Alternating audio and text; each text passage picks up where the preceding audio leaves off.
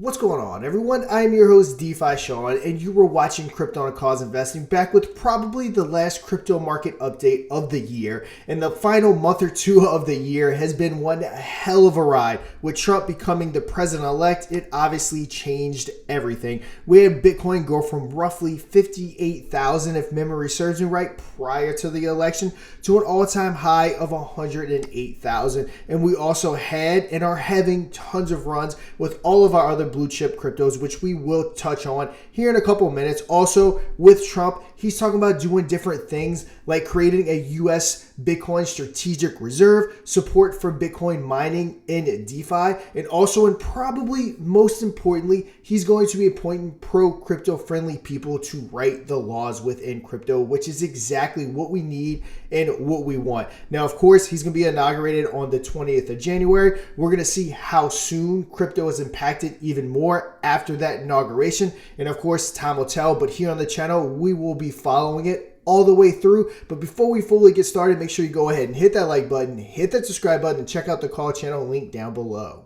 So let's go ahead and see what all of our blue chip cryptos in the whole market looks like pretty much closing out the year. As you can see, the fear and greed index is at 54. So there's definitely some fear in the market. As far as I'm concerned, I am not fearful at all. At the end of the day, we have a $93,500 Bitcoin. Yes, it's lower than the 108 all-time high, but it's going to be expected. It's a roller coaster ride. To get to where we want to go, it's not going to be a straight shot. And remember, never financial advice on the channel, but I think everything that's being set up with Donald Trump coming into office, I think will probably lead us hopefully to that $250,000 Bitcoin this cycle. Obviously, time will tell. The market cap for crypto is at 3.28 trillion. Remember, prior to the election, it was sitting around 2 trillion. So just that one move has more than $1 trillion in market cap added to our crypto market. Our BTC dominance is at 56.55%, and our ETH dominance is at 12%. Let's go ahead and hop on over to our watch list for everything that we cover on the channel.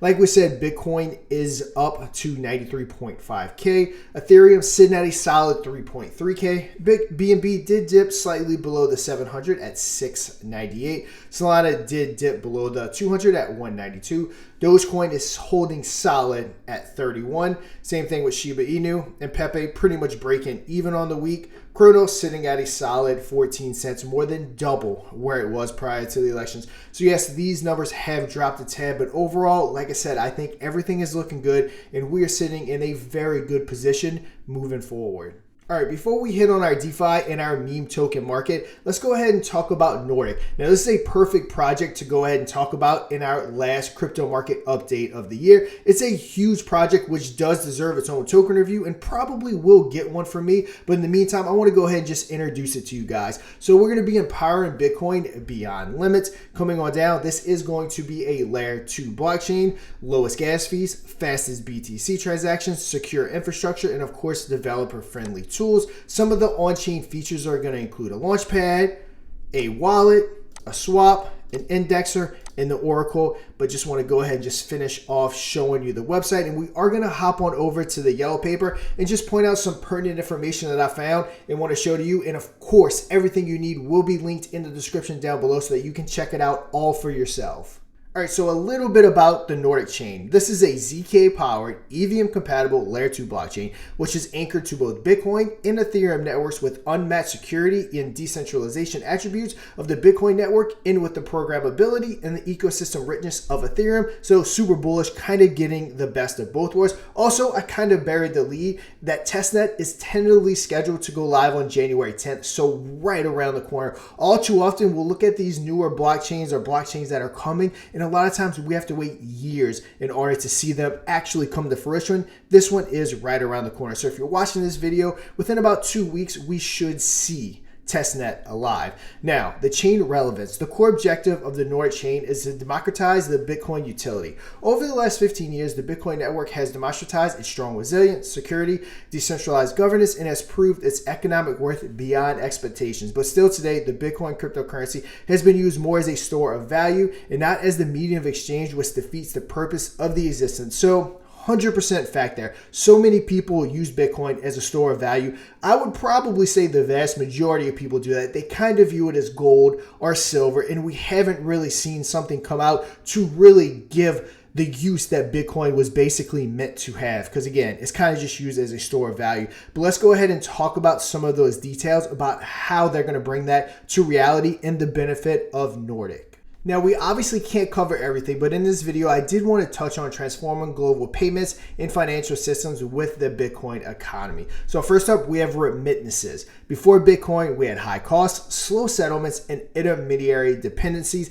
After Bitcoin, of course, it is going to be low cost with Bitcoin and Layer 2 solutions. Like the Lightning Network, remittances fees drop to less than 1% regardless of the transaction size or destinations. I know coming on up here, you could be looking at potentially 10%. We have instant settlements, and more importantly, we have no intermediaries. So we also have an example right here. 2 everyday payments. Before Bitcoin, centralized gatekeepers, geographic limitations, fraud risk. After Bitcoin, we have minimal fees, global accessibility, enhanced security. Of course, it's going to be able to go cross borders. Before Bitcoin, we have Swift dependency, sanction impact, currency conversion fees. After Bitcoin, we have borderless transactions, instant transfers, no currency conversion. Number 4, financial security and sovereignty. Before Bitcoin, of course, it was all centralized and we had data breaches. After Bitcoin, it is a decentralized, censorship resistance, and immutable and secure. And also want to check out this chart right here. So comparing the Bitcoin economy with traditional systems. So transaction speeds, hours to days with the old system, sometimes up to a week. Now we're looking at seconds to minutes.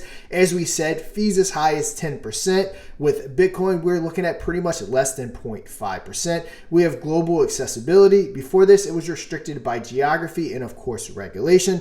Now with the Bitcoin economy with Layer 2, it's going to be borderless, sanctions, transactions blocked for sanctions, entities or nations, and of course the Bitcoin economy is going to be unrestricted. Fraud risks were high. Coming on over to the Bitcoin economy, virtually none. Intermediaries, we had banks, payment processors, and currencies. And of course, with the Bitcoin economy, we have peer-to-peer, meaning that you can send your friend Bitcoin with no middleman. You simply send it from your wallet to their wallet, and they can send it right back. And you have no middle person that's taking any kind of fees, getting in the way, potentially freezing things and different stuff like that. Privacy, of course, was limited traditionally. High with the Bitcoin economy. Control was centralized. Again, kind of touched on it a second ago. Vulnerable to freezes and seizures. And of course, this is going to be decentralized. On the Bitcoin economy side, users control their own funds, which again is the direction that if you're watching this video, you no doubt want to head. The complete decentralization side to where we are control of our own funds. Now, like I said, Nordic is one that's highly worth checking out. I hope to do a full token review on this one soon, but did want to go ahead and introduce it to you guys. And like I said in the last segment, you can go ahead and check out all the links down below and learn everything that you need about Nordic.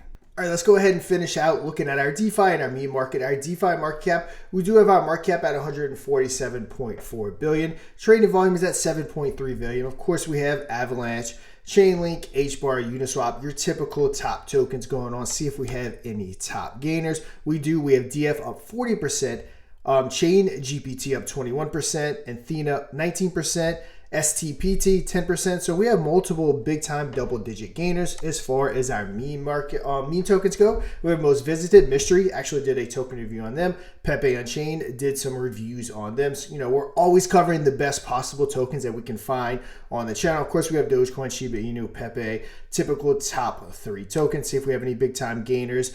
On the meme side, we have AIC up 53%, STNK up 31%, Shiba Bitcoin up 23%, Retardo up 20%. So yeah, we definitely have some big time gainers up on both the meme and the DeFi side. And guys, it's been one hell of a year again, especially the final part of the year. 2024 has been an absolute wild year, but it's definitely setting the stage, which what I'm hoping is going to be an absolutely wild 2025 in our crypto world. But I will see you guys next year in a few days. But until next time, trade safe.